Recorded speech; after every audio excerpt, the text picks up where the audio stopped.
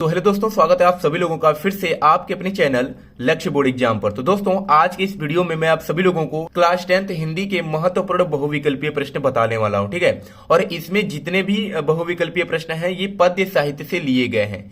इस वीडियो से पहले मैंने एक वीडियो अपलोड किया था जिसपे कि मैंने गद्य साहित्य से 25 क्वेश्चन बताया था। तो अगर आपने उस वीडियो को नहीं देखा तो जा करके देख लीजिएगा। अगर आप केवल उस 25 क्वेश्चंस को अच्छे से याद कर लेते हैं तो पेपर में वहां से 4 से 5 नंबर का क्वेश्चन फंस जाएगा, ठीक है। और 4 से 5 नंबर का जो क्वेश्चन है पद्य साहित्य से भी पूछा जाता है। तो 5 नंबर का गद्य साहित्य से और 5 नंबर का पद्य साहित्य से। तो जितना क्वेश्चन आज मैं आपको बताऊंगा, अगर आप इतना पढ़ लेते हैं तो आप पद्य साहित्य के हर एक क्वेश्चन को आसानी से कर लेंगे, ठीक है। केवल मैं आपको 20 क्वेश्चन बताऊंगा और ये 20 क्वेश्चन आपको अच्छे तरीके से क्या कर लेना है, याद कर लेना है। तो सबसे पहला क्वेश्चन क्या है, सबसे पहला प्रश्न है, भूषण किस युग के कवि हैं? आदिकाल के कवि हैं कि रीति काल के कवि हैं कि भक्ति काल के कवि हैं या आधुनिक काल के कवि हैं? तो जो भूषण थे ये रीति काल के कवि हैं। किस काल के कवि हैं? रीति काल के। दूसरा क्वेश्चन पूछा गया है कि ललित ललाम किसकी रचना है? मतीराम की है कि पद्माकर की है या देव की है या भूषण की है? तो ललित ललाम जो रचना है यह पद्माकर की है। किसकी रचना है? पद्माकर की रचना है। एक एक क्वेश्चन जो मैं यहाँ पर लिखा हुआ हूँ सभी के सभी क्वेश्चन बहुत ज्यादा इंपॉर्टेंट है और रिपीटेड क्वेश्चन है, यानी ये क्वेश्चन हर साल पेपर में आते रहते हैं। तीसरा क्वेश्चन है, यशोधरा किसकी रचना है? जयशंकर प्रसाद की रचना है, महादेवी वर्मा की है, सुमित्रा नंदन पंत की है या मैथिली शरण गुप्त की है? तो यशोधरा जो रचना है यह मैथिली शरण गुप्त की रचना है। किसकी रचना है? मैथिली शरण गुप्त की। आंगन के पार द्वार किसकी रचना है? जयशंकर प्रसाद की है, अज्ञे की है, रामधारी सिंह दिनकर की है या नरेंद्र शर्मा की है? तो आंगन के पार द्वार जो रचना है यह किसकी रचना है? तो अज्ञे की रचना है, ठीक है। यानी दूसरा ऑप्शन करेक्ट हो जाएगा। दीप शिखा काव्य संग्रह है, यानी दीपशिखा किस विधा की रचना है? तो यह एक काव्य संग्रह है और यह किसकी रचना है? महादेवी वर्मा की है कि जयशंकर प्रसाद या सुभद्रा कुमारी चौहान या सूर्यकांत त्रिपाठी निराला? तो दीपशिखा जो रचना है यह किसका है? तो महादेवी वर्मा का है, ठीक है। पहला ऑप्शन क्या हो जाएगा? तो करेक्ट हो जाएगा। रीति काल के वीर रस के प्रसिद्ध कवि हैं। बहुत ज्यादा इंपॉर्टेंट क्वेश्चन है। रीति काल के वीर रस के प्रसिद्ध कवि हैं, देव हैं या घनानंद हैं या भूषण हैं या बिहारी हैं? तो रीति काल के वीर रस के जो प्रसिद्ध कवि हैं वह भूषण है। कौन है? भूषण। ये वीर रस के प्रसिद्ध कवि माने जाते हैं। रामचंद्रिका के रचनाकार कौन है? बहुत ज्यादा इंपॉर्टेंट क्वेश्चन है।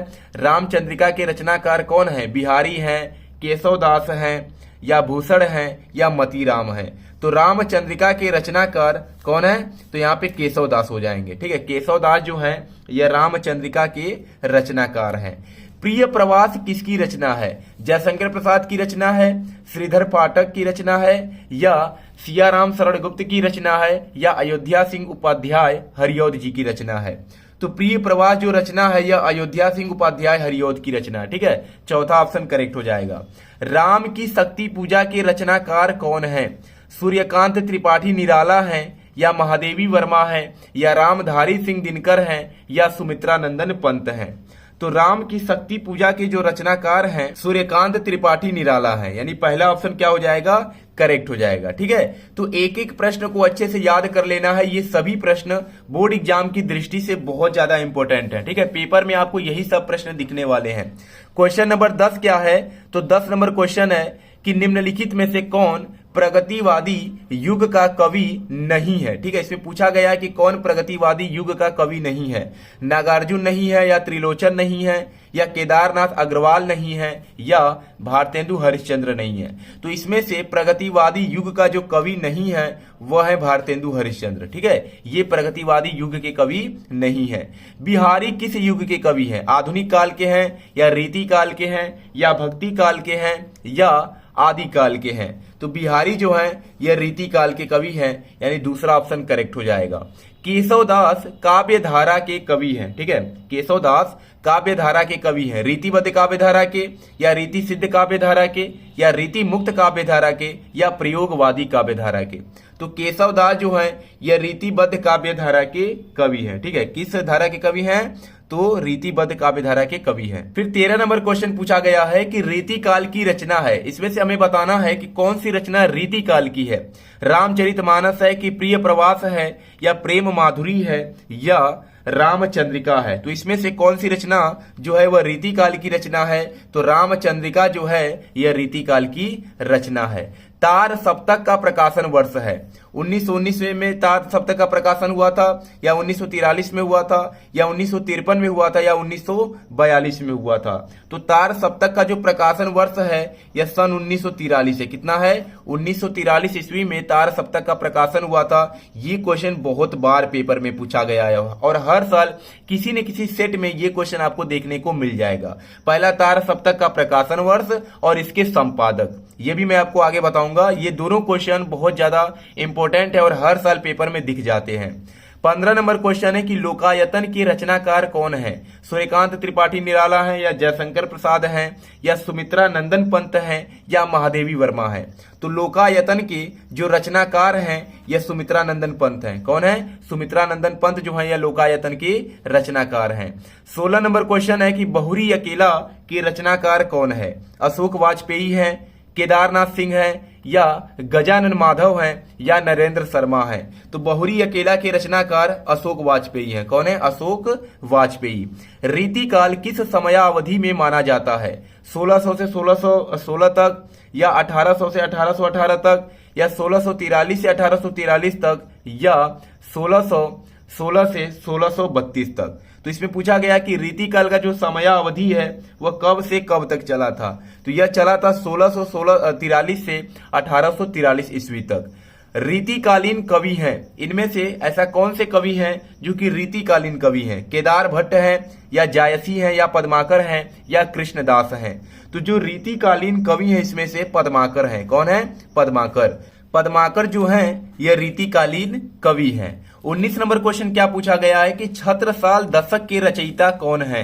मतीराम है कि भूषण है या घनानंद है या हरियौध है। ठीक है, तो छत्रसाल दशक के जो रचयिता है यह भूषण है। कौन है? भूषण है। 20 नंबर क्वेश्चन है जो कि लास्ट प्रश्न है, तार सप्तक के संपादक हैं। अज्ञेय है। देखिए अज्ञेय का पूरा नाम क्या है? सच्चिदानंद हीरानंद वात्स्यायन अज्ञेय। तो कभी कभी पूरा नाम लिख करके भी आता है, तो इनका पूरा नाम क्या है? सच्चिदानंद हीरानंद वात्स्यायन अज्ञेय। दूसरा ऑप्शन है नरेंद्र शर्मा, तीसरा है भवानी प्रसाद मिश्र और चौथा ऑप्शन है केशवदास। तो तार सप्तक के संपादक कौन है? अज्ञेय जी हैं। और तार सप्तक का प्रकाशन वर्ष कब था?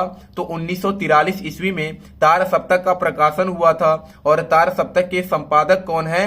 तो सच्चिदानंद हीरानंद वात्स्यायन अज्ञेय जी हैं। ठीक है, तो ये 20 प्रश्न आपको याद कर लेना है क्योंकि इसमें से ही आपके पेपर में क्वेश्चंस आने वाले हैं।